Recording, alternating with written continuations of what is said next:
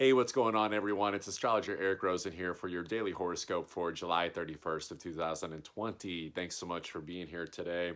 So check it out. We've still got that sun in Leo, right? We're still trying to cultivate that warmth, that passion energy. This is where it's being out in the sun, metaphorically speaking, right? It's like nothing feels better when the sun's out. And so is the sun out in your own life? Hopefully, we're at least looking at that because as this square in with that's building from Uranus and Taurus, like towards the sun, this is really looking at this challenging, point where it's like, hey, like Uranus like gives crazy surprises, and so there's good surprises and there's bad surprises, and so as I mentioned yesterday, it's like continuing to look at the your value system. I would say looking at the relationships that you're in, your money situations, how's the cash flow going.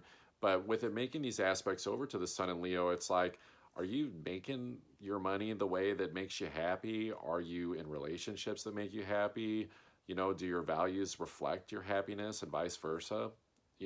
Venus just came out of its shadow period in Gemini, and so now it's done. It's done with its retrogrades in Gemini, like for I don't know whatever. I should know math better than this, but whatever 12 times 8 is, that's how many years it's going to actually be before we see Venus go retrograde in Gemini again. Because if you understand how Venus retrogrades work, it retrogrades every year and a half, but it does it in the exact same zodiac sign for 8 years, and then it moves on to the next one. And so this is about the understanding that really cleaning up the relationships that we've been used to interacting with in our environments, how we communicate and express, whether that's written or spoken, the quality of the expression, are we, expressing our value system into partnerships that make us feel good, or are we kind of like tamping down how we really feel and really want to express ourselves just to like keep these partnerships like from going away? And so Pluto just aspected Venus in a very powerful way to be like Grim Reaper style, like done, like it's time to end all that stuff, but in a very beautiful, positive way. Like if you're willing to let go, if you understand like Pluto, like it's transformation. It's here to end cycles that are just ended, like it's the phoenix too. It's the rebirth. It's an ending, but it's also a new beginning. A lot of times that scares people, which um, gets into mental complexes about wanting to hold on to things. But it's like if you understand life, it's like everything works in cycles. Like everything that has a beginning has an end. Even our life, like our physical lives, right? And so this is about this understanding that no longer can we continue to show up in relationships the way that we used to without I would say conflict, some form of consequence, without some sort of harsh lesson with Pluto being in Capricorn, Capricorn issues, harsh karmic lessons, but the quicker we get through the lesson, the quicker we don't need the lesson, right? And so, but it's a very beautiful thing because I would say it's a lot of like, clearing a lot of that old karma and relationships to where now it's like, you can show up in your more positive vibration. You can express how you feel. Look at how many relationships are ending right now. I'm sure you probably know someone in your personal life where their relationships maybe been kind of hanging on by a thread.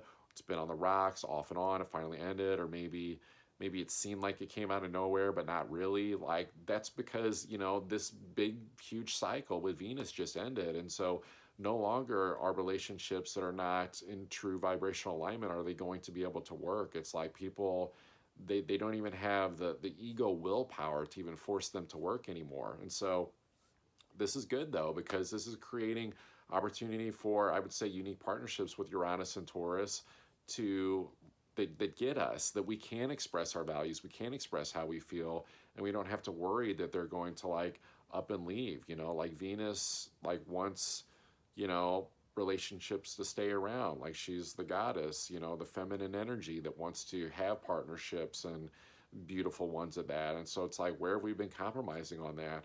And I would take this to the same level too of our manifesting of our money situations. It's like, you know are we making money in the way that makes us happy? Are we um do our personal values, match our happiness, right? Like if you're not happy, it's like take a look at your values. It's like maybe you're going off of an old set of values that's like antiquated, that maybe was even like handed down to you, like taught to you, like conditioned, especially like with Mercury facing off against Jupiter. Jupiter's the great storyteller and belief systems, and Mercury's, the little mind that takes in all the information, right? And so there's kind of a purge going on there a little bit with all this stuff going on.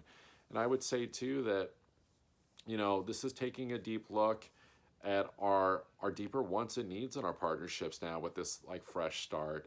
It's showing up with innocence too. Like when you go through a rebirth and a renewal, and with Venus being in a sign that rules like curiosity, and stimulation, it's like, I think the only way to show up to, our projects from now on, to our, money situations, to partnerships, is to show up like a newborn, just like no more stories. It's like the moment you try to take in this understanding of like, oh, well, maybe this is the way that I've always done it, or this is the old story or the old belief system, or maybe if it goes this way, then it will give me this thing. And it's kind of like just showing up innocent. That can be like scary though, because you're surrendering a lot of control, right? Like there's no data. It's like the data's been cleared. Like Gemini is very, number like. It's data, it's numbers, it's the analytics of things. And so I think that,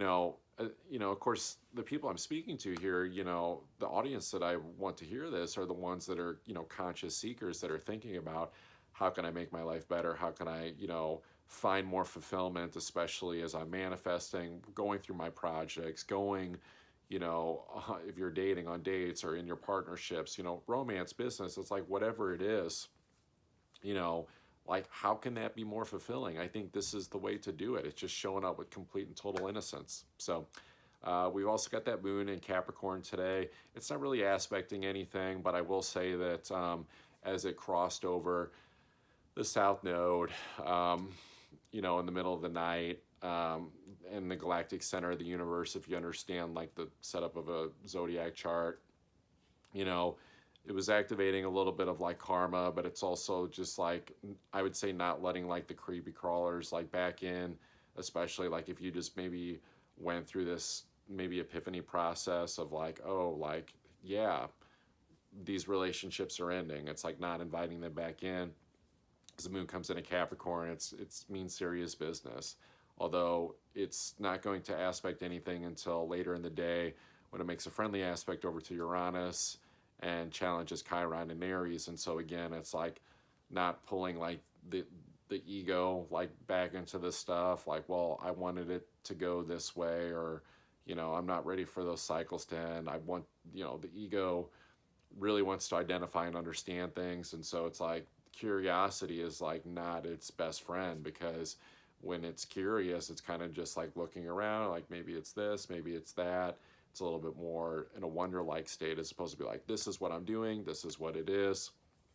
But with Uranus, it is like, hey, it's staying firm with the fact of the understanding with Uranus and Taurus, like the relationships, money situations, values, they're changing big time, and there's really no going back without, I would say, getting an electric shock, because that's what Uranus does, right? So it's like if you start going backwards towards things, then I think you're going to get that shock, that shock value where something is like, oh my God, like this thing happened. You tried to go back to the exact same type of partnership or partner, or the exact same, money situation, or the exact same way of even the way you take care of yourself. Uranus wants to innovate. And so this doesn't mean never, date again, or never have a business partnership again, or never, go back and make money in the same industry that you were. But it's like, it's got to bring that spiritual evolution